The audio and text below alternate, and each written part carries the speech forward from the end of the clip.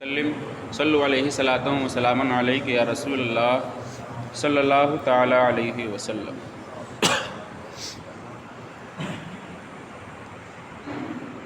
حسب معمول آج ہم سورہ بقرہ کی آیت نمبر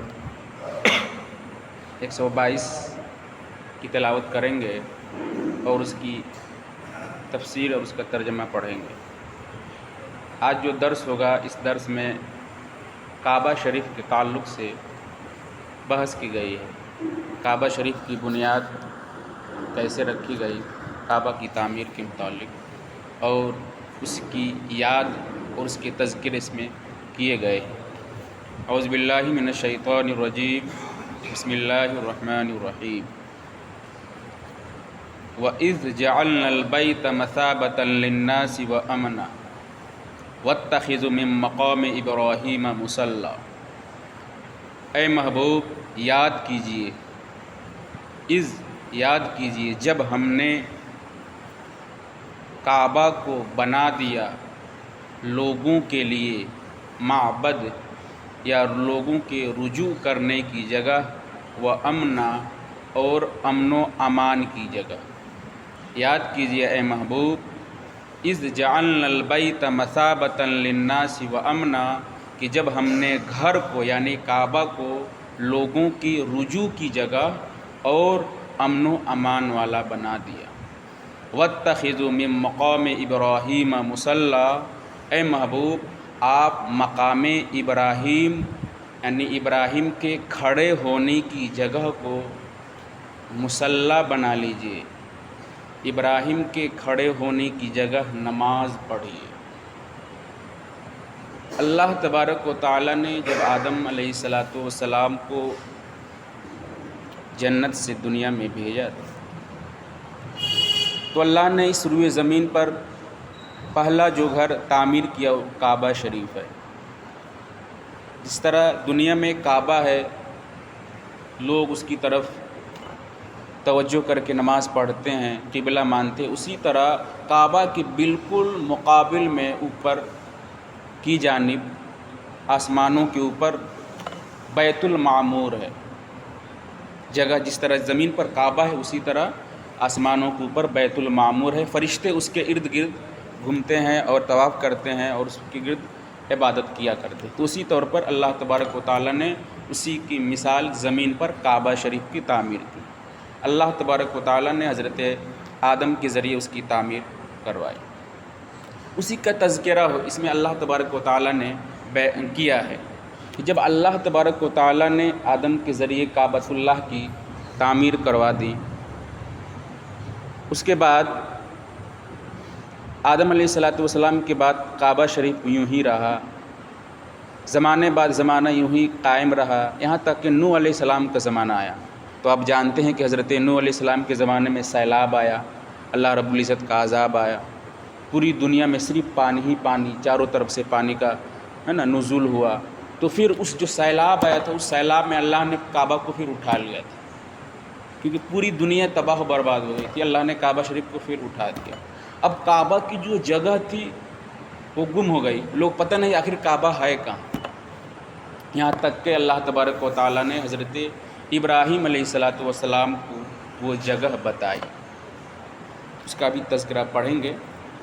اللہ تبارک و تعالیٰ نے حضرت ابراہیم علیہ السلام کا جب زمانہ آیا تو اللہ نے حضرت ابراہیم کو وہ جگہ بتائی جہاں پر پہلے کعبہ شریف تھا۔ تو اس کی صورت یہ بتائی کہ اللہ تبارک و تعالیٰ نے ایک بادل حضرت ابراہیم کے ساتھ ساتھ مقرر کر دیا۔ حضرت ابراہیم جہاں جاتے تھے وہ بادل یوں ہی جاتا تھا، ایک جگہ پر جا کر وہ بادل رک گیا، اور وہ بادل اسی سائز کا تھا جتنے میں کعبہ شریف کی، جتنی میں کعبہ شریف کی جگہ ہے۔ اب جب وہ بادل رک گیا تو اللہ نے کہا اسی بادل کے مطابق تم ایک گھر بنا دو، یہی کعبہ ہو۔ تو اللہ تبارک و تعالیٰ نے حضرت ابراہیم علیہ السلام کی کعبہ کی وہ جگہ بتائی۔ تو کعبہ کی پہلی تعمیر حضرت آدم نے، بلکہ اس سے پہلے فرشتوں نے کی، حضرت آدم نے کی، اس کے بعد جو دوسری تعمیر ہے، تیسری تعمیر حضرت ابراہیم علیہ السلام نے کی۔ اب حضرت ابراہیم جب کعبہ کی تعمیر کر رہے تھے تو اس میں حضرت اسماعیل بھی تھے، حضرت ابراہیم تھے، یہ دونوں یعنی حضرت اسماعیل علیہ السلام پتھر اٹھا کر دیتے تھے حضرت ابراہیم کو اور حضرت ابراہیم جوڑتے تھے۔ اب جب کعبہ کی جب بنیاد رکھی جا رہی تھی تو نیو سے جب اوپر ہوا، اونچا ہو گیا، تو اب قد چھوٹا تھا، نہیں پہنچ سکتے تھے، تو حضرت اسماعیل نے ایک بڑا سا پتھر وہاں پہ رکھ دیا، اس پر چڑھ کر حضرت ابراہیم کعبہ کی تعمیر کر رہے تھے۔ تو جانتے ہیں جس پتھر پر حضرت ابراہیم کھڑے ہو کر کعبہ کی دیوار جوڑ رہے تھے وہ پتھر پگھل گیا۔ حضرت ابراہیم جس پتھر پر کھڑے پگھل گیا، اور پگھل کر حضرت ابراہیم کے قدم کا نشان اس پتھر پر پڑ گیا۔ جس طرح کیچڑ میں انسان پیر رکھتا ہے تو اس کے قدموں کے نشان اگ جاتے ہیں، نظر آنے لگتے، اسی طور پر پتھر پر حضرت ابراہیم کے قدم کا نشان آ گیا۔ اب کعبہ کی تعمیر ہو گئی، اب اس قدم کی نشان جو حضرت ابراہیم جس پتھر پر کھڑے تھے نشان بن گیا۔ اب آئیے اس کی اتنی اہمیت اللہ نے قرآن میں بتائی اور اس کو اتنی جگہ دیا اور اس کو اتنا پیار کیا کہ یہ بتایا کہ اللہ تبارک و تعالیٰ نے یہ حکم دیا کہ جس پتھر پر میرے ابراہیم کے قدم کے نشان ہے، اللہ نے حکم دے دیا کہ اب سب کوئی اس پتھر کے سامنے رکھ کر نماز پڑھے۔ فرمایا قرآن میں وَاتَّخِذُوا مِن مَّقَامِ إِبْرَاهِيمَ مُصَلًّى، ابراہیم کے کھڑے ہونے کی جگہ کو جائے نماز بنا لو۔ یہی وجہ ہے جو حاجی حج طواف کرتے ہیں تو مقام ابراہیم میں کھڑے ہو کر 2 نماز پڑھنی پڑتی ہے مقام ابراہیم میں۔ تو جو لوگ دنیا میں انبیاء کے تبرکات سے بھاگتے تھے، نبی کے جو آثار ہے، تبرکات ہے، ان سے بھاگتے تھے، وہ کعبہ میں جا کے پکڑا جاتے ہیں۔ وہ ابراہیم علیہ السلام کے قدموں کے سامنے نماز پڑھتے ہیں 2 رکعت۔ تو دیکھو اللہ تبارک و تعالیٰ نے کیسے کیسے اپنے محبوب لوگوں کا ذکر کیا ہے۔ میں پوری تفصیل ابھی بتاؤں گا، دیکھیے۔ پھر اللہ تبارک و تعالیٰ نے قرآن میں فرمایا وَاتَّخِذُوا مِن مَّقَامِ إِبْرَاهِيمَ مُصَلًّى، کہ اے محبوب آپ مقام ابراہیم یعنی ابراہیم کے کھڑے ہونے کی جگہ کو جائے نماز بنا لیجیے۔ تو جو بھی حاجی جو طواف کرنے جاتے ہیں، عمرہ کرنے جاتے ہیں، طواف کے بعد ان کو مقام ابراہیم میں 2 رکعت پڑھنی پڑتی ہے نماز کا۔ حضرت ابراہیم کے قدموں کے نشان سامنے ہوتے، اس کے سامنے نماز پڑھنی پڑتی ہے۔ آگے چلیں۔ وَأَعِدْنَا إِلَىٰ إِبْرَاهِيمَ وَإِسْمَاعِيلَ أَن طَهِّرَ بَيْتِي لِلطَّائِفِينَ وَالْعَاكِفِينَ وَالرُّكَّعِ السُّجُودِ، اور ہم نے تاکید کیا ابراہیم اور اسماعیل کو کہ وہ ہمارے گھر کو پاک کر دے طواف کرنے والوں کے لیے، اعتکاف کرنے والوں کے لیے، رکوع کرنے والے اور سجدہ کرنے والوں کے لیے۔ آگے فرمایا وَإِذْ قَالَ إِبْرَاهِيمُ رَبِّ اجْعَلْ هَٰذَا بَلَدًا آمِنًا، اور جب ابراہیم نے عرض کی اے اللہ تو اس شہر کو امن و امان والا بنا دے۔ کیونکہ جب ابراہیم علیہ السلام وہاں گئے تھے تو پولیس چٹیل میدان تھے، صرف جنگلات تھے اور کچھ نہیں تھا مکہ مکرمہ میں۔ تو اللہ تبارک و تعالیٰ کے حکم سے حضرت ابراہیم نے وہ کعبہ کی تعمیر کر دی۔ حضرت ابراہیم نے دعا کی اللہ تو اس شہر کو امن و امان والا بنا دے۔ اب اللہ نے آپ کی دعا کو قبول فرمائی اور اس کو حرم بنا دیا۔ حدود حرم میں اللہ نے حضرت ابراہیم کی یہ دعا قبول فرمائی اور اس کو اس جگہ میں جس کو حرم بولتے ہیں میں ہر ناجائز کام، قتل و قتال کو اللہ نے حرام قرار دیا، امن و امان بالکل، یہاں تک کہ جانور بھی اس کا احترام کرتے ہیں۔ اگر شیر کسی جانور کو دوڑا رہا ہے، پکڑا رہا ہے اور وہ جانور اگر حرم میں چل جاتا ہے تو شیر رک جاتا ہے کہ حرم میں قتل و قتال جائز نہیں ہے۔ جانوروں کو بھی یہ پتہ ہے۔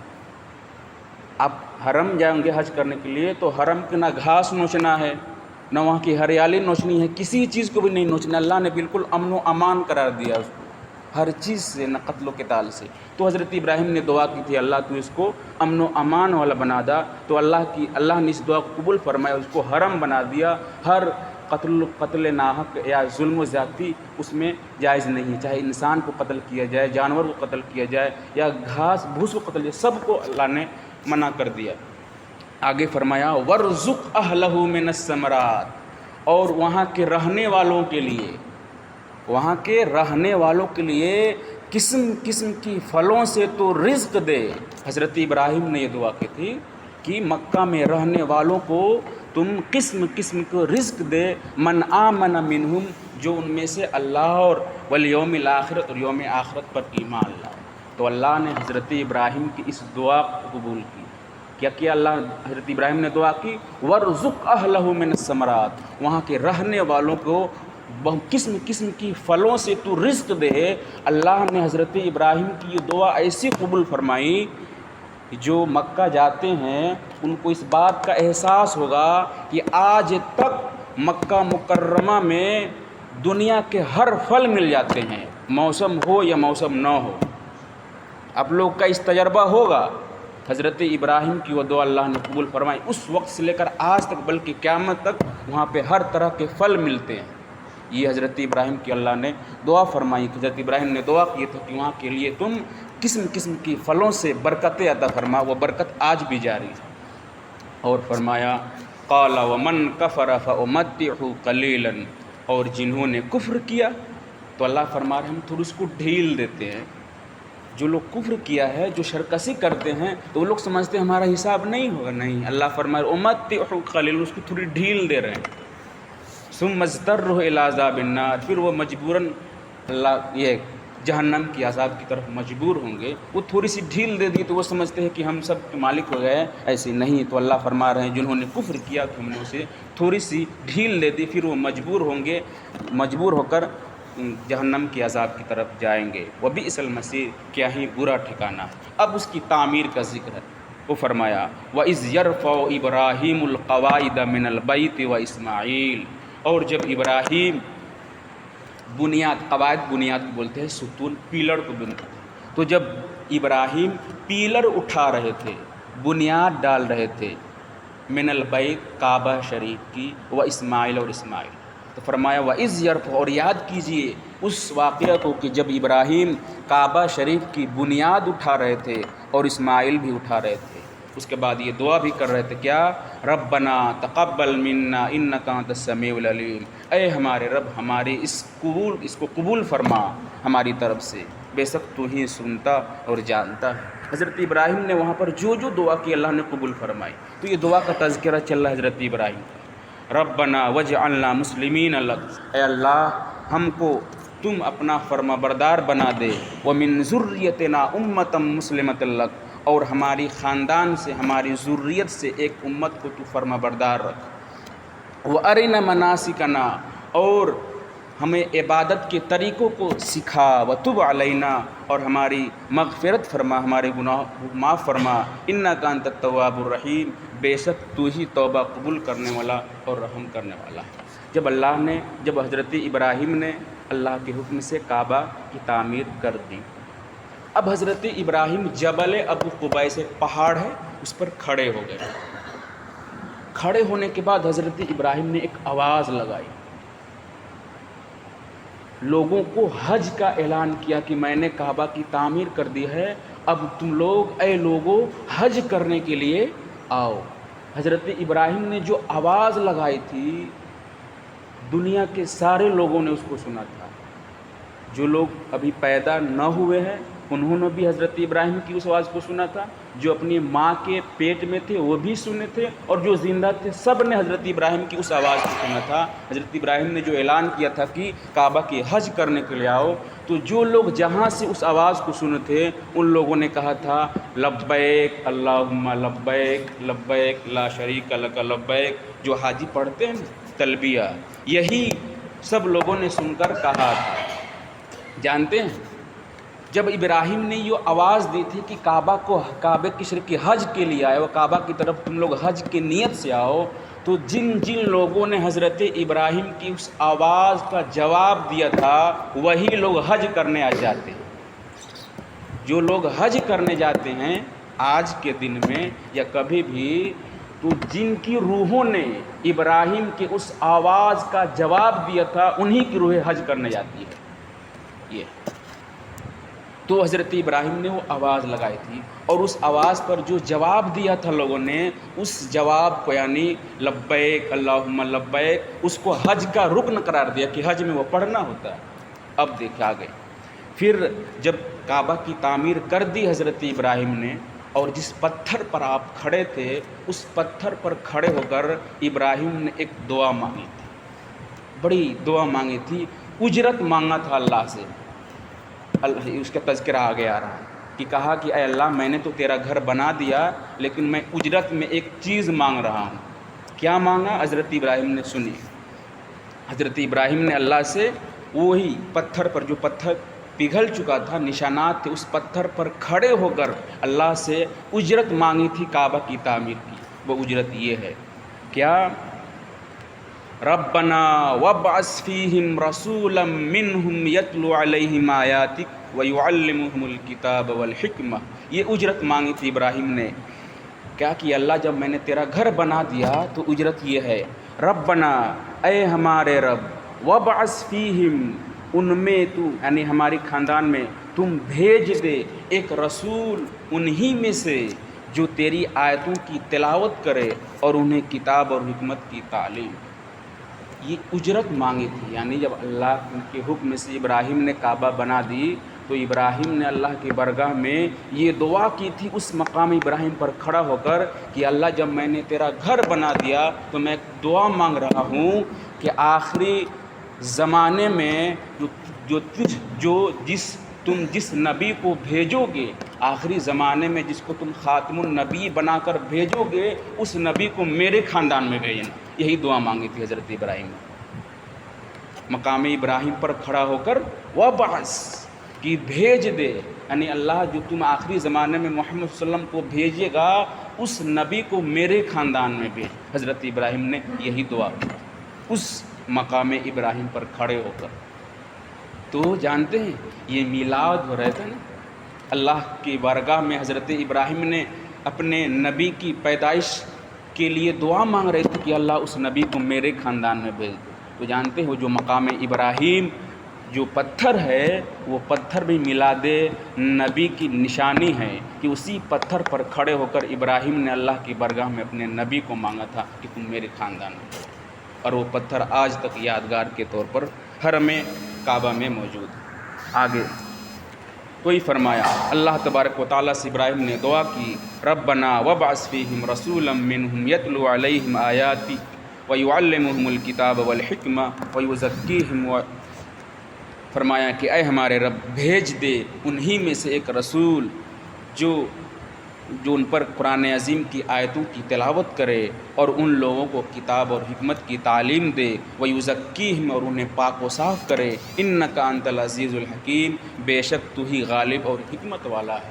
تو یہ جتنے آیت کریمہ آپ نے پڑھی اب تک، اس میں اللہ تبارک و تعالیٰ کی محبوب بندوں کا ذکر ہوا، ساری چیز حضرت ابراہیم کا ذکر، حضرت ابراہیم نے جہاں پر کھڑے ہو کر تعمیر کی اس کا ذکر، بلکہ اللہ نے کہا اس کو جائے نماز بنا لو، اپنے نبی کا ذکر کیا۔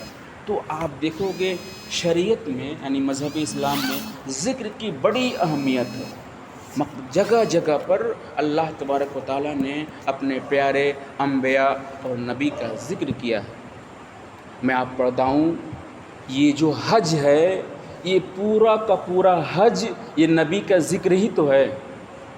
بھائی صفا سے مروہ دوڑتے ہو، کیا ہے؟ ہاجرہ نے حضرت اسماعیل کی پانی کے لیے دوڑی، اسی کو اللہ نے ذکر کر دیا کہ تم وہ میرے نبی کے پانی کے لیے دوڑ رہی تھی ادھر ادھر، اللہ نے اس کو مکمل رکن حج بنا دیا۔ کعبہ صفا مروہ کے درمیان دوڑنا، طواف، مقام ابراہیم، عرفات، یہ جتنی چیزیں ہیں سب پورا کا پورا ذکر ہی ہیں۔ یہ تو حج کی بات ہو گئی۔ آپ جو 5 وقت کی نماز پڑھتے ہو یہ بھی ذکر نبی ہی ہے۔ میں آپ کو بتاؤں آدم علیہ السلام کو اللہ نے جنت سے دنیا میں بھیجا، ایک لغزش کر گئے تھے، جس شجر سے کھانے کو منع کیا تھا اللہ نے جنت میں کہ اس کو نہیں کھانا، حضرت آدم اس کو کھا لیے تھے، اس کی وجہ سے آپ کو اس دنیا میں آنا پڑا۔ اس دنیا میں آئے تو حضرت آدم بہت روئے، اور روایتوں میں آتا ہے کہ 300 سال تک حضرت آدم روتے رہے، توبہ کرتے رہے، اللہ نے آپ کی توبہ قبول نہیں فرمائی۔ آخر میں آدم نے اللہ کی بارگاہ میں توبہ کی، یا اللہ میں تیرے ایک نبی محمد صلی اللہ علیہ وسلم کے وسیلے سے اس کو وسیلہ بنا کر ان کو میں وسیلہ بنا کر بیچ ملا کر تو ان کے صدقے میں میری توبہ قبول فرما۔ تو اللہ نے آدم سے پوچھا تھا، آدم میں نے تو اس کو پیدا نہیں کیا، تم نے اس کو کہاں سے جانا؟ تو آدم نے وہی بات کہی تھی کہ جب تم نے مجھے پیدا کیا تھا تو میں نے دیکھا تھا کہ عرش کے پتوں پر، جنت کے پتوں پر لا الہ الا اللہ تمہارے نام کے ساتھ ایک نام لکھا ہے محمد صلی اللہ علیہ وسلم، تو میں نے سوچا کہ یہ نام تیرے نزدیک بہت محبوب ہے، اسی نام کے صدقے میں میری توبہ قبول فرما۔ اللہ نے حضرت آدم سے جب یہ بات بلوا لی، حضرت آدم نے یہ بات بتا دی، تب اللہ نے کہا ہاں اے آدم اگر تم میرے نبی کے وسیلے اور صدقے سے دعا مانگ رہے جا، میں نے تجھے معاف کر دیا۔ جب حضرت آدم کی توبہ قبول ہوئی، صبح کا وقت تھا، اس خوشی میں آدم نے 2 شکرانے کی نماز پڑھی تھی، 2 رکعت۔ حضرت آدم نے توبہ کی قبولیت پر 2 رکعت شکرانے کی نماز پڑھی تھی، وہی 2 رکعت شکرانے کی نماز امت محمدیہ کے لیے فجر کی نماز ہو گئی ہے۔ فجر کی نماز جو آپ پڑھ رہے ہو، یہ حضرت آدم نے اپنی توبہ کے شکریہ میں وہ 2 رکعت نماز پڑھی تھی، اللہ نے اس نماز کو اتنا قبول کیا کہ امت محمدیہ کو فجر کی نماز بنا دی۔ آؤ آپ دیکھتے ہو حضرت ابراہیم اللہ کے حکم سے اپنے بیٹے کو ذبح کرنے لے گئے، اسماعیل علیہ السلام کو۔ مینا کے میدان میں جب حضرت اسماعیل کو ابراہیم نے لٹا دیا اور چھری چلا دی، آپ سب جانتے ہو جنت سے میڈھا آیا اور حضرت اسماعیل بچ گئے اور مینڈوں کو ذبح کر دیا گیا۔ تو اس نعمت کے شکریہ میں کہ جب اللہ تبارک و تعالیٰ نے ان کو اس عظیم آزمائش سے کامیاب قرار دیا، تو حضرت ابراہیم نے اس شکریہ میں 4 رکعت نماز پڑھی تھی، 4 رکعت، دوپہر کا وقت تھا، وہی 4 رکعت نماز امت محمدیہ کے لیے ظہر کی نماز بن گئی۔ تو یہ ظہر کی جو نماز آپ پڑھتے ہو، یہ حضرت ابراہیم نے شکرانے کے طور پر اللہ کی برگاہ میں 4 رکعت ادا کی تھی، تو یہ بھی ظہر کی نماز حضرت ابراہیم کی یاد ہے۔ چلو تیسرا حضرت عزیر علیہ السلام، عزیر ان کو اللہ نے وفات دے دی تھی، 100 سال کے بعد حضرت عزیر کو پھر زندہ کیا، اور اللہ نے پوچھا کتنا دن تم سوئے تھے؟ تو بول رہے کہ 2-3 دن سویا تھا، حالانکہ 100 سال کا زمانہ گزر گیا تھا، ان کے انتقال ہوئے۔ وہ سمجھ رہے تھے کہ میں سویا ہوا ہوں۔ اللہ نے جب ان کو دوبارہ زندہ کیا، اللہ نے قرآن میں تذکرہ ہے اس کا، تو پوچھا اللہ نے کتنا دن سوئے تھے؟ بولے 2-3 دن۔ نہیں بولے اللہ نے نہیں کہا نہیں بلکہ تم 100 سال سوئے تھے، عزیر علیہ السلام۔ تو پھر عزیر علیہ السلام کو جب معلوم ہو کہ ہم 100 سال کے بعد اللہ نے دوبارہ زندہ کیے ہیں، تو انہوں نے پھر 4 رکعت نماز پڑھی تھی، جو آپ کی عصر کی نماز امت محمدیہ کے لیے ہو گئی۔ تو عصر کی جو نماز پڑھتے ہو، یہ حضرت عزیر علیہ السلام نے جو نماز پڑھی تھی اسی کی یاد ہے۔ چلو ایک حضرت داؤد علیہ السلام، آپ کی بھی جب توبہ قبول ہوئی تو حضرت داؤد علیہ السلام نے 4 رکعت نماز کی نیت باندھی، لیکن وہ اتنے تھک گئے تھے کہ 3 ہی رکعت میں بیٹھ گئے۔ اللہ نے ان کی اس 3 رکعت کو 3 ہی رکعت رہنے دیا، اور اس 3 رکعت کو امت محمدیہ کے لیے مغرب کی نماز بنا دی۔ انہوں نے نیت کی تھی 4 رکعت کی، لیکن 3 ہی رکعت میں بیٹھ گئے تھے۔ یہ 3 رکعت حضرت داؤد علیہ السلام نے توبہ کی شکریہ کے طور پر اللہ کی بارگاہ میں 3 شکرانے کی نماز پڑھی تھی، تو یہ بھی امت محمدیہ کے لیے مغرب کی نماز بن گئی۔ اور عشاء کی نماز آقا کائنات صلی اللہ علیہ وسلم سے ثابت ہے، نہیں آقا کائنات نے عشاء کی نماز سب سے پہلے پڑھی۔ تو بتانا یہ مقصود ہے کہ دین میں یعنی شریعت میں یادوں کی کتنی اہمیت ہے۔ آپ غور کرتے چلاؤ کہ سب نمازیں کسی نہ کسی نبی سے جڑی ہوئی ہے، ساری عبادتیں کسی نہ کسی اللہ کے پیغمبر سے، کسی نہ کسی بزرگ سے جڑی ہے، تو یاد منانا تو یہ عین سنت ہے۔ اسی لیے آج ہم اگر اللہ کے نبی کی میلاد مناتے ہیں، یہ عین مطابق جو سنت ہے، غلط نہیں ہے۔ ایک آخری بات سن لو، بات ختم کر دو، وہ یہ کہ اس مادیت اور فتنہ پرور دور میں ایسے گستاخ لوگ بھی ہے۔ میں آپ کو ایک کتاب، ایک گرو گھنٹال ہے دیوبندیوں کا، رشید احمد گنگوہی، ٹھیک ہے، وہ ان لوگوں کا امام ہے، اس نے ایک کتاب لکھی، کتاب میں لے کر نہیں آیا، اس میں ایک بات لکھی ہے، میں بس سنا دے رہا ہوں، بات ختم کر دوں۔ کیا لکھے اس نے میلاد کے تعلق سے کہ میلاد النبی، میلاد منانا نبیوں کے اللہ کے نبی صلی اللہ علیہ وسلم کی پیدائش اور میلاد منانا کرشن اور رام جینتی کے منانے کی طرح ہے۔ اور یہیں تک نہیں بلکہ یہ بھی لکھا اس بدبخت نے کہ ہولی اور دیوالی میں جو مٹھائی بانٹتے ہیں غیر مسلم، اس کو لینا کھانا تو جائز ہے، لیکن میلاد میں جو شیرنی بانٹتے ہیں اس کا کھانا جائز نہیں ہے۔ یہ کتاب میں کتاب نہیں لایا، میں نے آپ کو دکھاتا کہ اتنی گھٹیا اور توہین کی بات اس نے لکھی ہے۔ اس طور پر ہمارا جھگڑا نہیں ہے، ان گستاخیوں اور اس طرح کی عبارت سینکڑوں ہے۔ میں جگہ جگہ اس طرح کی باتیں آپ کو بتاؤں گا، ان کے عقائد سے واقف کراؤں گا، اس لیے ایسے سے آپ بالکل قطع تعلق رکھیں۔ اللہ رب العزت سے دعا ہے اللہ ہم سب کو صراط مستقیم پر قائم رکھے اور ان غلط فتنوں سے ہم سب کو بچائے۔ اللہ